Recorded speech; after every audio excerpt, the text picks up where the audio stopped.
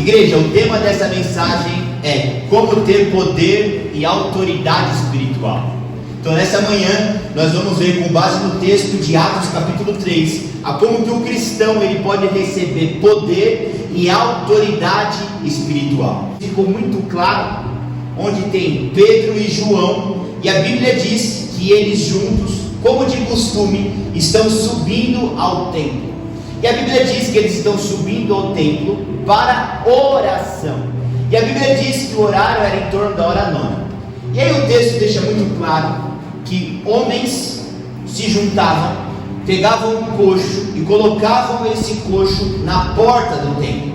E esse coxo ficava de frente para o templo. Esse homem com deficiência ficava de frente para o templo e ele ficava pedindo esmola. E a Bíblia diz que ele olha para Pedro e João e ele pede uma esmola e fica olhando para aqueles dois homens de Deus, esperando alguma coisa.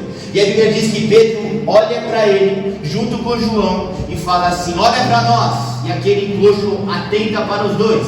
E aí aqueles homens de Deus falam assim: a gente não tem ouro e a gente não tem prata, mas aquilo que a gente tem, isso a gente te dá. E a Bíblia diz que Pedro olha para ele e fala: levanta em nome de Jesus, estende a mão. Aquele homem fica de pé, e depois daquilo aquele homem entra no templo, e ele começa a dar glória a Deus, ele começa a saltar, e ele começa a louvar o Senhor. E quais são os ensinamentos que nós podemos tirar a partir desse texto a respeito de como o cristão pode ter poder e autoridade espiritual? A primeira lição e o primeiro ensinamento é: todo movimento espiritual que é feito em grupo, em conjunto com a igreja, ele gera muito resultado. Mas como assim, Douglas? A Bíblia nos mostra que tem Pedro e ele não está sozinho, está Pedro e João. E a Bíblia diz que eles estão indo para onde? Estão indo para o templo. E o que eles estão fazendo no templo? Eles estão indo para a oração, fazendo um movimento espiritual. Então nós podemos aprender e entender que todo movimento espiritual que é feito em conjunto, em prol do reino de Deus, esse movimento gera muito resultado. Muitas pessoas olham para o verso, olham para o versículo onde Pedro e João estendem a mão e levantam aquele homem coxo. Então eu quero dizer para você que aonde não existe união da igreja, aonde não existe comunhão, aonde não existe um grupo trabalhando nas disciplinas espirituais, não existe coxo levantando, não existe cego enxergando e não existe paralítico largando a cadeira de rodas. Nós temos que olhar para o texto como um todo. E a Bíblia diz que primeiro, irmão José, teve o agrupamento, primeiro teve a união e depois teve o milagre. Primeiro teve a junção de Pedro, João e os irmãos da igreja, porque eles estavam no templo. Só que não bastou tão somente se reunirem, eles se reuniram para orar. Então, primeiro junção, segundo movimento espiritual e depois um grande resultado. Aleluia. E às vezes o cristão ele quer ter um resultado espiritual. Às vezes o cristão ele fala: eis-me aqui, Senhor, para fazer a tua obra. Às vezes o cristão olha para si mesmo e fala: Senhor, eu quero ser usado, me usa como uma flecha, me usa como uma ponte. E aí Deus quer nos ensinar e mostrar para mim e para você que para Ele te usar com muito resultado, com poder e autoridade espiritual, primeiro se junta com o povo de Deus.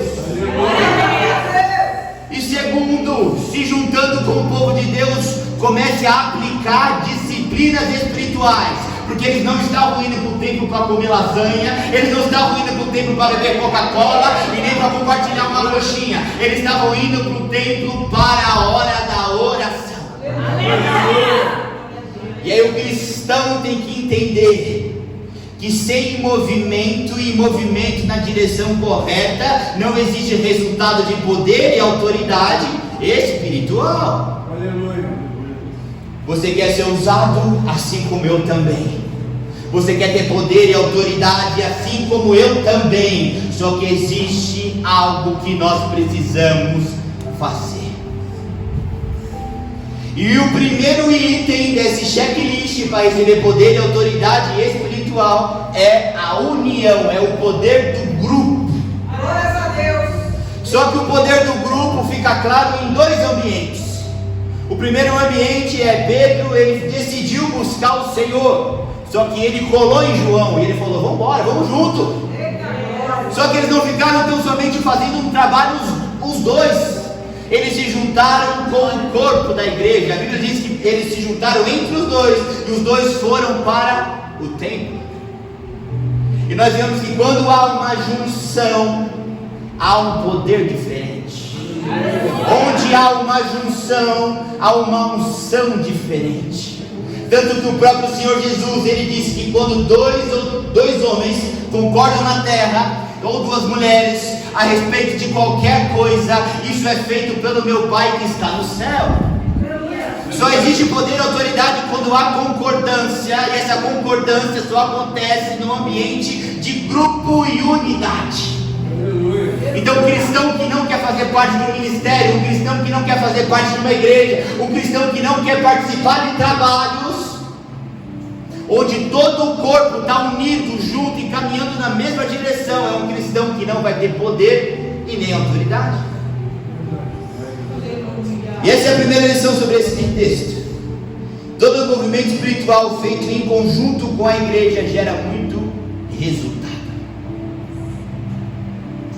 Uma coisa que eu quero compartilhar com você é: se não houvesse união, e se não houvesse um movimento espiritual de oração, não haveria nenhum coxo curado.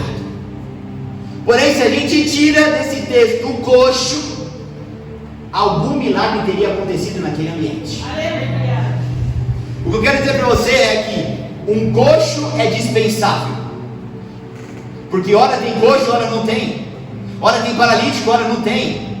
Mas a união e o grupo e a movimentação espiritual é indispensável. Porque o objetivo do Senhor não é tão somente curar coxo, mas é juntar o povo de Deus, e juntando o povo de Deus, ter um povo que se movimenta em disciplina espiritual. Porque se falta um coxo, o Espírito desce. Se não tem um coxo, o Espírito não desce. Alguém dentro da assembleia tem uma visão. Se não tem a cura do coxo, o Espírito não desce. Ou se alguém não tem uma visão, alguém tem uma revelação. Mas quando o povo de Deus se junta e se aplica espiritualmente, alguma coisa acontece.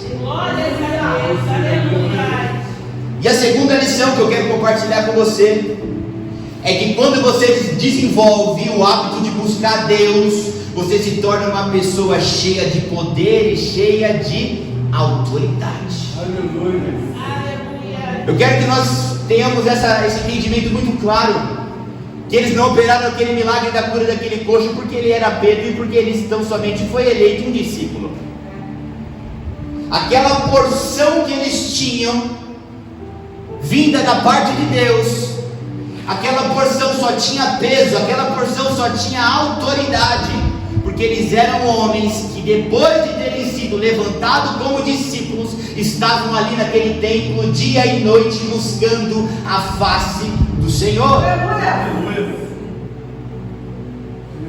A Bíblia diz que aqueles dois homens se juntavam e esse texto não foi uma pontuação isolada.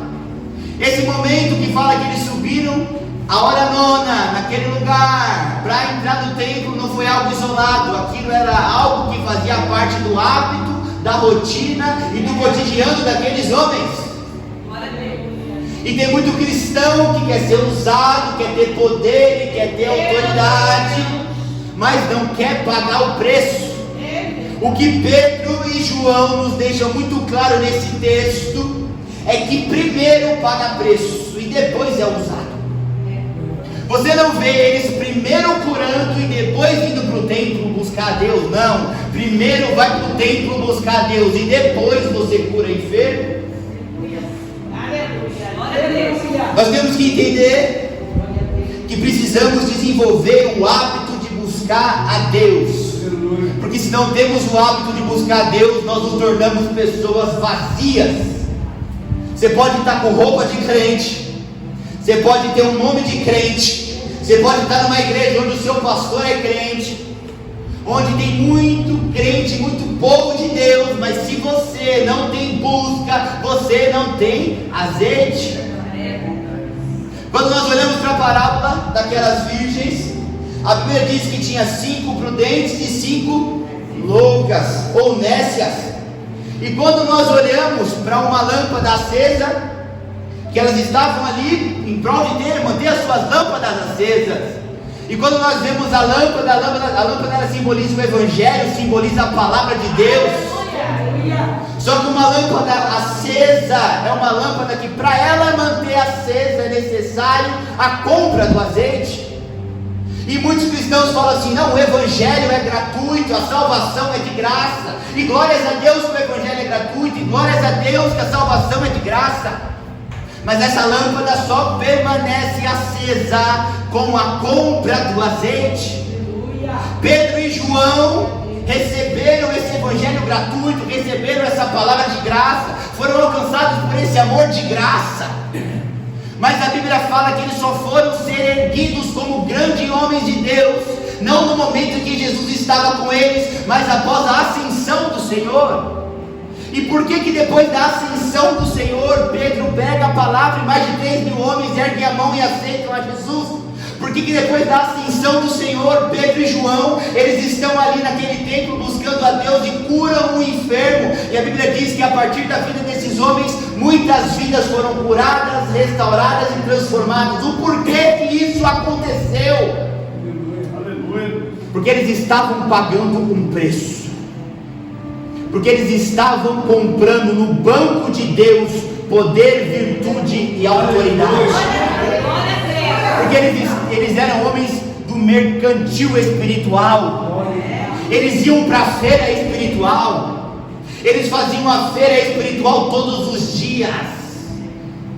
E como eles estavam fazendo a feira espiritual, fazendo a compra espiritual, estavam negociando as coisas espirituais de Deus, no que diz respeito a jejum, oração e movimento espiritual da palavra.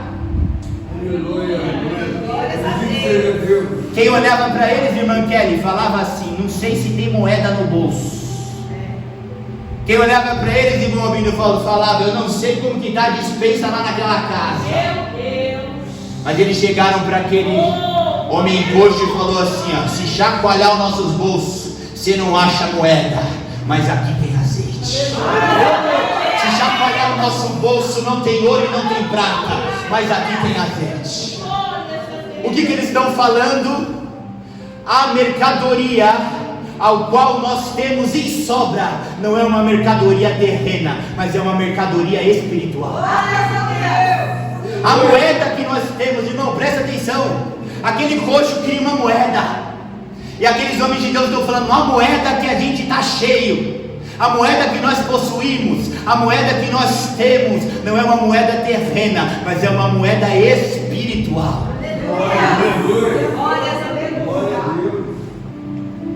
E eles deram a esmola. Só que a esmola vinda do joelho é diferente. Aleluia. Eles deram a esmola, eles contribuíram com aquela vida, mas a esmola que advém do jejum, da oração e de uma vida santa é uma esmola não de moeda, onde o homem come hoje, daqui 3 horas ele está com fome. Mas a esmola a qual eles ofertaram naquela vida foi uma esmola tão poderosa do preço do joelho, que aquele homem nunca mais precisaria mendigar. E às vezes nós achamos que seremos um bom cristão quando corroborarmos com o próximo, quando estendermos a mão para a vida do próximo. Mas às vezes a gente fica no âmbito somente das boas obras. Às vezes a gente fica somente no âmbito da caridade. Mas o Senhor está nos falando: discípulo do meu filho, servo de Deus, João e Pedro caminhavam com uma esmola no bolso, onde quando eles davam de frente com uma pessoa necessitada, eles colocavam a mão no bolso e falavam: tô aqui algo, mas não é algo para comer e nem para beber, é algo que vai mudar a tua vida terrena e a tua eternidade.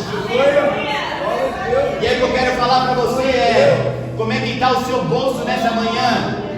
Porque está com o seu bolso e está com a sua carteira cheia de moeda é fácil, porque isso o teu trabalho terreno e temporal te dá. Eu quero perguntar como está o teu bolso e como está a tua moeda espiritual do reino de Deus. Porque eu sei que você pode dar um prato de comida para alguém, mas eu desconfio que todos estejam preparados para colocar a mão na testa para orar para alguém. Eu sei que todo mundo que está aqui hoje pode pegar um copo de água fria e gelada e oferecer para alguém. Mas quantos aqui hoje podem receber alguém falando: tive um sonho, você consegue me ajudar na interpretação e revelação? Ajudar com moeda, o ímpio já está aí para ajudar. O Senhor está chamando os servos dele para ajudar com moeda espiritual, que o preço não é dinheiro, mas que o preço é o joelho. Então, quando nós, povo de Deus, desenvolvemos o hábito de buscar Deus, de buscar o Senhor, nós nos tornamos uma pessoa cheia de poder e autoridade. Aqueles homens carregavam poder e autoridade, o bolso estava cheio de poder e autoridade. Glória a Deus. Irmão Albino, quando nós estamos passando por um aperto financeiro e alguém pede um dinheiro, às vezes a gente fala assim: eu não tenho para dar, porque está faltando até para mim. Mas quando as coisas estão boas, quando está sobrando, a gente sem medo coloca a mão no bolso e contribui, coloca a mão no bolso e ajuda. Mas Douglas, aonde você quer chegar? Pedro e João não titubearam em colocar a mão no bolso e pegar a moeda espiritual. Sabe por quê? Porque tinha sobrando, porque tinha para dar e vender. Porque eles falavam: os juros de hoje conta para hoje, mas eu estou fazendo mais aplicações amanhã, estou fazendo mais aplicações na quarta, estou fazendo mais aplicações na sexta, no sábado, no domingo. Eles não tinham medo de colocar a mão no bolso, irmão Lucas, porque o juros espiritual é composto. Aplicação espiritual, juros sobre juros, e eles têm para ajudar e contribuir com quem precisar. Glória a Deus. Enquanto não investir na bolsa de Deus, enquanto não fizer aplicações espirituais, o mendigo na porta do templo é você. Meu Deus. Só que sabe o que me chama muita atenção? É que essa pregação pode se tornar uma pregação somente de palavras. Essa pregação pode ser um conto de fadas na sua vida. Essa pregação, irmão Lucas, pode ser algo romântico para você. Se nós ficarmos somente nesse âmbito de: nossa, que legal, eu entendi, tem que se esforçar, tem que orar, tem que estar com o bolso cheio da moeda espiritual para ajudar, mas a gente vai sair agora da teoria para a prática. E nesse mesmo versículo, meu Marcelo, a Bíblia fala que Pedro e João se juntaram às 9 horas da noite, na hora da oração, e foram para o templo. Ou seja, estava na agenda, estava na rotina e estava dentro do calendário diário deles. Aleluia! Porque vir aqui entender que você tem que ser ousado, que você tem que ter azeite, é muito fácil. Mas a gente sai do âmbito da teoria para a prática, olhando para a Bíblia, deixando claro o horário. A Bíblia poderia, irmão Albino, falar assim: estavam Pedro e João subindo ao templo quando? Não, o Senhor é detalhista. A Bíblia fala: estava Pedro e João indo ao templo, vírgula, na hora nona, na hora da oração, vírgula. Ou seja, estava na agenda, estava no calendário e estava na rotina. Porque eu estou cansado, assim como o pastor Sérgio também deve estar cansado de vir aqui entregar pérola, vir aqui entregar tesouro, vir aqui entregar barra de ouro da palavra de Deus, e você não conseguir aplicar isso na sua vida, porque você fala assim: tá bom, mas como eu transformo isso em teoria para a prática? Pedro, João e o escritor deixaram claro o horário. Eu quero chamar a sua atenção para o horário. Um horário específico. A Bíblia não fala às 8, a Bíblia não fala às 10, a Bíblia fala na hora nona, um horário específico. Vamos, pelo amor de Deus, pegar isso aqui e começar a trazer para a nossa vida, para ficar algo fácil e prático para nós. Sem rotina, sem disciplina e sem horário, não existe uma vida com poder, virtude e autoridade de Deus. essa conversinha mole que a gente conta para nós mesmos. Hoje eu acordei atrasado e eu abro a Bíblia no horário que der. Você é um mendigo na porta do templo. Essa conversinha que nós contamos para nós mesmos. Acordei na correria. Hoje eu tenho 4, 5 reuniões. Quando der, eu vou achar uma brecha. Vou falar para a secretária, colocar na agenda o horário para eu orar. Vou falar para minha esposa me chamar para eu orar. Você continua sendo mendigo na porta do templo. Eu tenho certeza que muitos aqui têm a hora certa para tomar o banho. Eu tomo banho antes de deitar. Tem um horarinho certo. Eu sei que tem muitos aqui que tem o horarinho do almoço. E eu falo que eu sou esse do horarinho do almoço. 1h da tarde, rapaz, é uma ronquidão no estômago. Tem o horarinho para acordar. Tem o horarinho que o filho entra na escola. Tem o horarinho que você bate o cartão do ponto e vai embora da empresa. Marta, estás atribulada por muitas coisas. Maria, pois, escolheu a melhor parte, isso não lhe será tirado. O que o Senhor está querendo nos ensinar com base nessa palavra é: pelo amor de Deus, coloque a disciplina e doutrina espiritual na sua agenda. Pelo amor de Deus, coloque a disciplina e a rotina espiritual no seu dia a dia. A Bíblia não fala: buscai, pois, em primeiro lugar o reino de Deus e a sua justiça, e as demais coisas você serão acrescentadas. Olha aqui para mim: o seu dia pode ser corrido, o seu dia pode ser uma loucura. Então faça da disciplina espiritual a primeira coisa que você vai fazer quando você abrir o seu olho. Porque se você acordar pela manhã, já dobrar o seu joelho, você já ganhou a guerra antes de começar a batalha. Se você acordar pela manhã e já fizer o que tem que ser feito, você já resolveu o teu dia. Você pode falar: o mundo pode quebrar. A reunião pode marcar 3, 4, 5 reuniões. Posso sair dessa empresa 00:30, porque eu acordei pela madrugada, eu acordei de manhã, eu acordei mais cedo e eu já fiz o que tinha que ser feito.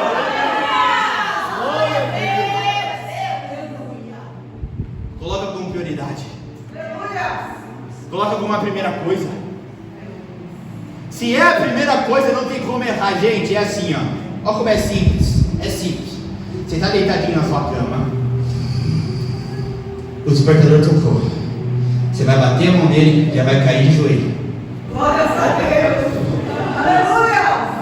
Já cai de joelho, já faz a sua oração. Fez a sua oração, você levantou. O principal já está pago. O principal já está feito. A principal dívida do dia já está quitada. Porque quando a gente tem um boleto para pagar, cada dia que passa começa a contar juros contrários contra nós. Quando a gente tem um compromisso para resolver, a gente faz diversas tarefas, mas não esquece do compromisso. Mas quando a gente quita, não dá um alívio na alma. Não é que não tinha um boletão pago para pagar. A gente tem boleto alto para pagar, mas quando a gente paga, a gente fala assim: sobreviver esse mês, meu Marcelo. O que o Senhor está nos chamando é: sobreviva dia a dia, pagando em prioridade o boleto da fé.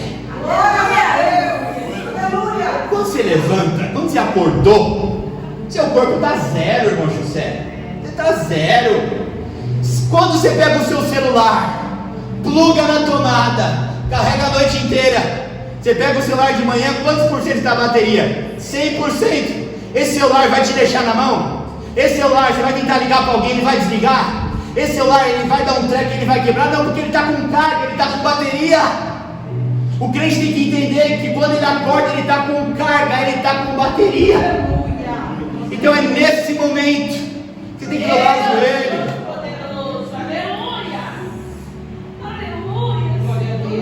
O que eu estou te dando aqui é uma sugestão com base na palavra. Porque a palavra, irmão, que ele deixou claro: hora nona, tem que ter uma hora, tem que ter um horário. Porque se não tem hora nona, Pedro vai de manhã, João vai de tarde, Cláudia vai de noite, vira uma salada. Só que quando tem um compromisso, quando tem a disciplina, quando tem um horário, acabou. Esse horarinho aqui, irmão José, não tem trabalho. Esse horarinho aqui, irmã Laura, não tem WhatsApp. Esse horarinho aqui não tem notificação de fulano, ciclano, beltrano. Esse horarinho não tem secretário. Esse horarinho não tem esposa. Esse horarinho não tem filho. Esse horarinho, esse local na agenda já está reservada para o Rei dos Reis e Senhor dos Senhores. O que é melhor, irmão? Você passar o dia todo debaixo de tribulação, de luta, de prova, e ter que ficar pedindo misericórdia para Deus, fazendo ligação emergencial para Ele ao longo do dia inteiro, porque vem pedra atrás de bomba. Não é o melhor você já iniciar no dia de trabalho, já entrar no carro falando assim: o meu dia já está na mão daquele que pode resolver tudo. Todos os problemas que vão bater na porta hoje, eu já me antecipei a eles. O crente tem que aprender, irmã Kelly, a se antecipar os problemas.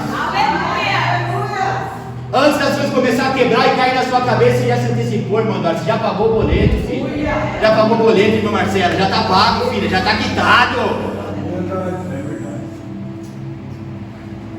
Você não tem noção de como a sua vida pode ser transformada com o simples ato de colocar o seu celular para trabalhar, para tocar meia hora mais cedo. Meia hora mais cedo, não dá nem para você começar a suar na esteira. Tem muitos estudos aí que mostram que depois de meia hora que a gordura vai começar a queimar. Meia hora mais cedo, você nem começou a suar, você nem começou a queimar. Se você pegar o seu WhatsApp agora e ficar no Instagram, no TikTok, a hora que você olhou é 1 hora, é 2 horas, é 3 horas, é 4 horas. Mas o que o Senhor está nos mostrando é: se tiver um horário, e meia hora mais cedo, todos os dias, até a volta do Senhor, como que não vai estar a sua vida, a sua performance espiritual? Que às vezes a gente faz assim, ó: eu hoje vou orar 2h30, e amanhã você acorda na correria e não dobra o joelho. Só que de segunda a sexta, meia hora por dia é 1, 2, as mesmas 2h30. Só que se você fizer sábado e domingo, já vai para 3. E aí no saldo acumulado semanal, você está mais na presença de Deus do que fora. No saldo acumulado semanal, você está dando mais benefício para Deus do que vexame. Porque não adianta nada eu vim aqui pregar, ensinar, e não dá um jeito de você pegar essa palavra e levar para o seu dia a dia. Então, se você estiver anotando, anota aí: lição para a vida. Colocar o despertador meia hora mais cedo para buscar a Deus em oração. Acabou, filho. Você já começa o dia já dando show espiritual. Glória a Deus. Aleluia. Vamos para o próximo tópico aqui. Eu amo a riqueza de detalhes da Bíblia, irmão Osmar. Não existe nenhum autor na história, pode pegar qualquer best-seller, nenhum deles tem tanto detalhe, e não é detalhe que ensina, do que a palavra de Deus. Cada vírgula, cada tio do que está escrito aqui é para me ensinar e para te ensinar. Deixa eu fazer uma pergunta: o que demanda mais cansaço? Descer uma escada ou subir? O que demanda mais esforço e cansaço? Subir uma ladeira ou descer uma ladeira? Subir uma rampa ou descer uma rampa? E por que você acha que na hora de escriturar a palavra, a Bíblia fala assim: subiram eles ao templo? Essa informação poderia passar desapercebido. Foram ao templo, chegaram no templo, foram para a igreja, subiram. E se está na Bíblia, a Bíblia fala que tudo que está na Bíblia pode usar como ensino, e eu vou te ensinar. Não está escrito que desceram, e não está escrito que foram para a igreja, está escrito que subiram ao templo. Qual aprendizado a gente pode tirar disso? Só tem Exato, a irmã já pegou. E quando muitos podem estar boiando, a irmã já soprou antes de eu falar. Esforço, dedicação. Glória a Deus, aleluia. Só recebe poder e autoridade quem se esforça. Pedro e João não desciam para o templo, mas subiam ao templo. Aleluia. Glórias a Deus. Toda subida é árdua, toda subida é mais difícil, mas vale a pena. Vale a pena. Aleluia. E aí nós vemos, irmãos, a próxima lição. A Bíblia diz que eles subiram ao templo para a oração. Isso nos mostra que a chave para nós vivermos uma vida de poder e autoridade se chama oração. Ir para o templo é bom, mas o que realmente mudou a vida daqueles homens foi a oração que eles faziam naquele tempo. Eles estavam indo para a igreja, eles estavam indo para o templo com um propósito. Glórias a Deus. E tem muito cristão que vem para a igreja sem um propósito. Eu entro por essa porta para ver o que vai ser falado. Meu Deus. Aqueles homens, eles foram com o propósito de orar, com o propósito de buscar Deus. Ou seja, eles não estavam ali perdendo tempo, desperdiçando tempo, pensando na macarronada, pensando no problema que está lá fora. Se a gente está aqui dentro, na hora nona, nós vamos orar. E como nós estamos usufruindo, usando e aplicando do tempo que estamos na igreja, você podia estar na sua casa, para estar pensando na Fórmula 1, você ficava lá no teu sofá, não tinha vindo para cá. Meu Deus. Para ficar pensando no teu trabalho, você estava com o notebook aberto na planilha, resolvendo, você não estava aqui, mas você já está aqui. Então aproveita o tempo que você está na casa do Senhor. E aí nós vemos, com base nesse texto, que uma vida de poder e autoridade, ela é dividida em um tripé. E que tripé é esse que eles aplicaram? O primeiro tripé é o ambiente. Eles estavam de contínuo no templo. Segunda parte do tripé é o propósito, porque eles estavam no templo, mas não estavam perdendo tempo, eles estavam ali orando. E o terceiro pé desse tripé é a regularidade, constantemente às 9 da manhã, 9 da manhã não, a hora nona. Então como que eu vou ter, presbítero, como que eu vou ter, pastor Sérgio, uma vida de poder e autoridade? Quando você estiver no ambiente certo, aproveitando desse ambiente e tendo regularidade nesse ambiente. Deus, aleluia. A gente tem que estar Aleluia. envolto daquilo que nos aproxima de Deus. E aqueles homens estavam envoltos daquilo que aproximava eles de Deus. O templo aproximava, sim, estou junto no templo. A oração aproxima, estou fechado com oração. A consistência de estar sempre na hora nona, dentro do templo orando, aproxima de Deus, aproxima, estou fechado com a hora nona, coloquei no meu calendário, vou implementar isso na minha vida. Aleluia. E aí uma das coisas que são mais chocantes nessa mensagem e nessa palavra é que existem no templo dois tipos de pessoas. Dentro do mesmo templo, dentro da mesma igreja, existem dois tipos de pessoas: o que ora pela cura e o que pede esmola. Nós vemos Pedro e João, um tipo de crente dentro do templo, que ora por cura, que busca a Deus, que está envolto naquilo que é espiritual. E nós temos na outra ponta o coxo, na porta do templo, escutando a mensagem, porque do jeito que eu grito, se tiver alguém ali na porta, pega a mensagem todinha. Ou seja, ele estava ouvindo a doutrina, ele estava participando do ensino, mas ao invés de estar focado naquilo que é espiritual, ele está pedindo esmolinha dele. E aí o questionamento que fica para mim e para você é: que tipo de crente eu e você somos hoje? Aquele que está aqui dentro, pela oração, pela doutrina espiritual, ou aquele que está aqui dentro, pelas esmolas que podem vir do templo. Porque o empreguinho que você precisa é a esmola que advém do templo.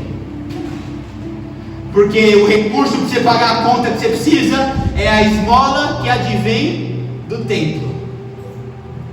O problema que está passando na sua casa, comparado ao que tem espiritual aqui dentro, é somente a esmola que vem do templo.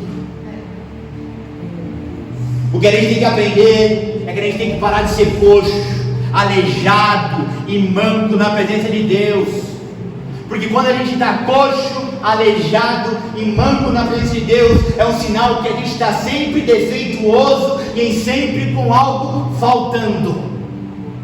O coxo está com defeito, é o problema na perna. O que tem a mão mirrada está com defeito, é com problema na mão. E trazendo para o âmbito espiritual, até quando nós vamos ficar coxo e manco na presença de Deus? Mas Douglas, como assim? Deixa mais claro: o crente que não ora é coxo e é manco. A irmã que não jejua é coxa e é manca. Meu Deus. O servo de Deus que vem aqui, mas não perdoa, não libera o perdão, está coxo e está manco. A pessoa que está aqui amarrada com algo que é do diabo, Meu Deus. está coxo e está manco. Verdade de Deus. E enquanto você estiver coxo e manco, você continua esmolento. E quando você está coxo e está manco, sabe o que você vai receber daqui desse templo e desse altar? Moeda, esmola. Então nós vemos um homem, Pedro, e outro homem, João, que não estão com defeito, estão em perfeito estado, um homem de Deus convertido,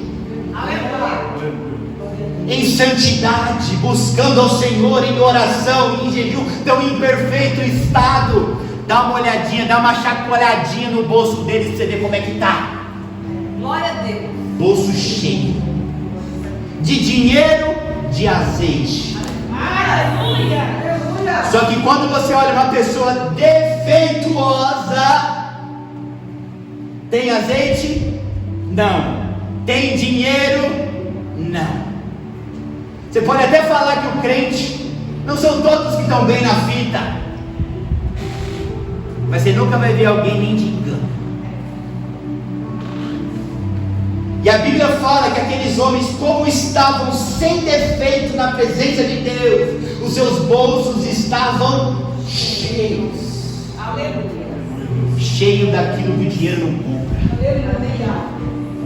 cheio daquilo que a moeda não paga. Aleluia. Porque para Deus transformar a história daqueles homens é 2 palitos, mas para Deus encher alguém de azeite demora. Meu Deus. Aleluia, Jesus. Aleluia. Já estou caminhando para o final. O que mais me chama a atenção, irmã Lauren, é que aquele coxo está na porta do templo. Só que a Bíblia fala, irmão Osmar, que ele está na porta do templo, e ao invés dele prestar atenção no que está acontecendo do lado de dentro, ele está olhando para quem está entrando do lado de fora para pedir a esmola. Então o coxo, ele está na porta do templo, precisando de ajuda, a ajuda está vindo do altar, e ele está olhando para o que está fora. Meu Deus. Mas Douglas, onde você quer chegar? Não estou nem aí se você veio para o templo. O que eu quero saber é onde estão fitos os teus olhos. Porque você pode estar aqui preocupado com um galão d'água e não com o altar da palavra. Você pode estar aqui preocupado com qualquer outra coisa e não com o que está vindo daqui do altar. Sabe o que você é? Um coxo que está na porta, só ouvindo a palavra, mas olhando para outro lado e para outra direção. Vai continuar mendigando. Aí a pergunta que eu quero te fazer é: você quer ficar mendigando até quando? Quer ficar apanhando até quando?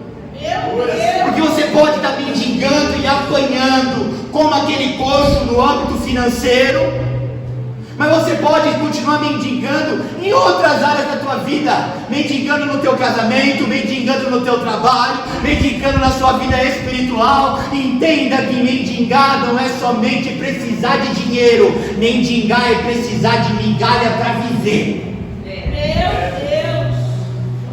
Enquanto o crente está na porta do templo, mas está com o olho fora, ele está ouvindo a palavra, mas ele continua um miserável. E a pergunta que eu quero fazer para você é: você já teve a sua vida transformada ou você continua miserável, pelo amor de Deus? Você continua mendigando: ai, eu preciso de uma restauração no meu casamento. Tá coxo e tá manco, ainda não renunciou ao que eu te pedi, vai continuar mendigando. Ai, mas eu preciso tanto de uma intervenção financeira, tá tão difícil. Me paga o que eu te pedi, que eu vou te tirar desse âmbito onde você só mendiga.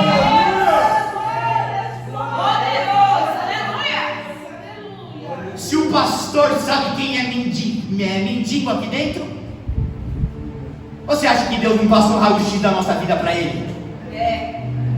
Pastor sabe quem é mendigo, quem é pedinte aqui dentro? Você pode estar com carro, com casa, com esposa, com família, bem empregado, mas espiritualmente você continua sendo mendigo, só mendigando. Por que está mendigando? Porque está coxo. Tem coisa faltando, tem coisa em defeito, tem coisa fora do lugar. Você quer perder tempo? Você continua. Você quer mudar de vida? Você escuta a palavra e aplica. Glórias a Deus. Ouvir a palavra não mudou a história daquele mendigo. Estava no templo ouvindo. Eu imagino que os homens daquela época, rapaz, faziam um barulho também. Só que estava ouvindo, e a Bíblia fala que não foi a primeira vez que levaram ele ali, irmão José. Era de contínuo, ou seja, era ministração atrás de ministração, era palavra atrás de palavra, era Pedro e João saindo milionários, tendo visão, revelação, pregando, ganhando alma, e ele no mesmo lugar, do mesmo jeito, com coxo da mesma forma.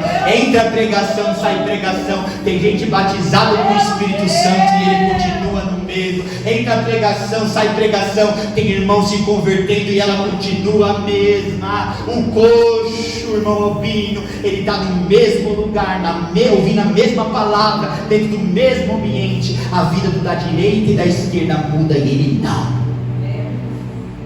A vida do da direita e da esquerda é transformada e a dele não. Por quê? Porque está defeituoso,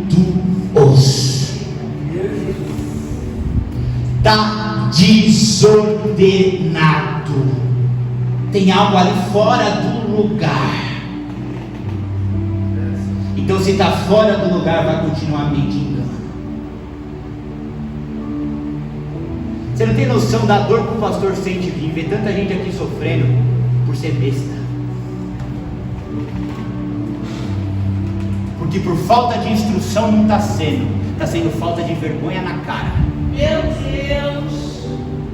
Por falta de aprendizado não está tendo, mas está sendo por rebeldia. Vai continuar mentindo e mendigando e não tendo a vida transformada em nada. Agora eu posso chegar num dos pontos que é o ápice dessa mensagem, que é o ápice dessa palavra. Não seja um coxo dentro da igreja que depende de outras pessoas para se alimentar e para se aproximar de Deus. Aquele homem precisava ser carregado no colo para ouvir a mensagem. Aquele homem precisava que alguém pegasse do bolso e desse para ele poder se alimentar, para ele poder participar, para ele poder estar dentro do templo. E infelizmente A igreja do Senhor, ela possui muitos coxos, mancos e mendigos. Se ninguém me carregar no colo, eu não vou para o templo. Se ninguém me carregar no colo, eu não escuto a palavra. Se ninguém me carregar no colo e não der na minha boca, filho e filha, se precisar de alguém para te carregar no colo, para te trazer para o templo, se precisar de alguém te carregar no colo para você ouvir a palavra, se precisar de alguém para carregar no colo para você mudar de vida, você vai ficar à míngua. Ou por acaso você viu aquele coxo dependendo dos outros para tudo espiritualmente e tendo a vida dele transformada? Não, não. Se a minha esposa não dobrar o joelho, eu não dobro. Se o pastor não me mandar um áudio, eu não venho para a igreja. Se a irmã não me mandar um texto e um versículo, eu não escuto a palavra.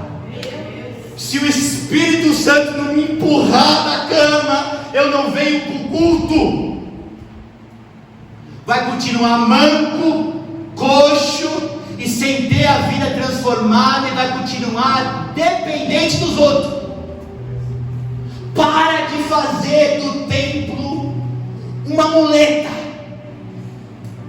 Você percebe que aquele coxo, ele usava o templo, pastor, não como um ambiente para ele se aproximar de Deus, mas como uma muleta para ele ser carregado e conseguir ser ajudado pelos outros.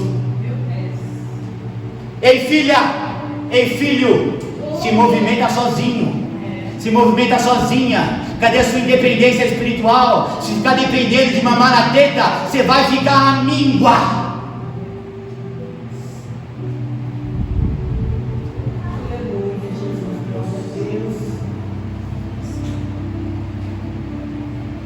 Enquanto você está coxo, defeituoso, em pecado, dependente dos outros, a sua mão está sempre supinada. Olha aqui para mim, supinada é isso aqui, ó. É o nome do posicionamento da mão.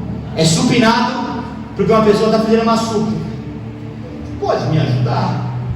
Você tem uma moedinha? Você tem uma ajudinha para me dar? Até quando você vai ficar nessa vidinha de coxo? Eu quero que você compare e analise a vida do coxo, mãozinha supinada, pedindo ajudinha, para a vida de Pedro e João. Aleluia! Enquanto o coxo está com a mãozinha supinada, Pedro e João estão com a mão pronada. Aleluia! Já percebeu que quando a gente está orando, intercedendo, a gente está assim, ó? Aleluia! Por quê? Por que a gente está assim? Porque eu não estou em falta, está me sobrando. Está me sobrando. Eu não estou precisando de migalha. Do altar, eu já peguei o que me era preciso. E agora eu estou compartilhando. O Senhor quer que nessa manhã você se transforme de um coxo mendigo com a mãozinha supinada pedindo ajuda, para um Pedro, para um João, uma pessoa com a mão pronada que abençoa e ajuda outras pessoas. O que me chama a atenção, pastor Sérgio, é que a provisão do coxo é uma provisão horizontal. Pode me ajudar? Você pode me auxiliar? Mas a provisão de Pedro e João é uma provisão vertical. Aleluia! Você nunca viu Pedro e João mendigando em porta de templo, porque a provisão deles não vinha do horizonte, mas vinha do vertical. Aleluia! Só que você não vê Pedro puxando de uma perna, você não vê Pedro em adultério, você não vê João não indo para a oração, você não vê João falando assim: Pedro, eu até vou, mas não tem como você me carregar, não. Vamos embora. Um pé da frente do outro. Você nunca vai deixar de ser um coxo enquanto você estiver defeituoso. Analisa a sua vida, analisa o seu interior. O que está faltando? O que está em defeito? O que precisa ser arrumado? Porque enquanto isso, sabe o que é mais lindo? É que o Espírito Santo, ele não engana ninguém. A Bíblia fala que o Espírito Santo é quem convence o homem do pecado, da justiça justiça e do juízo. Você sabe que você não está orando como deveria orar. Você sabe que você não está jejuando como deveria jejuar. Você sabe os pecadinhos que estão na sua vida. Você sabe. Eu tenho muitos irmãos aqui de terno, meu. Tem muitos irmãos aqui de saia, rapaz. Tem muitos irmãos aqui que já largaram muitos pecados para trás. Aleluia. Você acha que o Espírito Santo já não rasgou a vida dele, Você acha que ele já não sabe que ele está em falta, que ela está em falta? A gente sabe aonde a gente está falhando. Glórias a Deus. Glórias a E Deus. se você insiste e permanece nisso, você continua coxo e você continua coxo. Deus, Ele tem muitas palavras. A Bíblia tem inúmeros livros, milhões e milhares de promessas. Mas enquanto tem coxo dentro da igreja, eu preciso pregar de pecado. Eu poderia estar aqui, pastor Sérgio, sendo usado por Deus para entregar coisa muito mais profunda. Pastor Sérgio poderia estar aqui trazendo uma palavra que você fala: meu Deus do céu, o que aconteceu na igreja? E aí eu tenho que vir aqui no domingo, no culto de Santa Ceia, pregar que existe coxo dentro da igreja.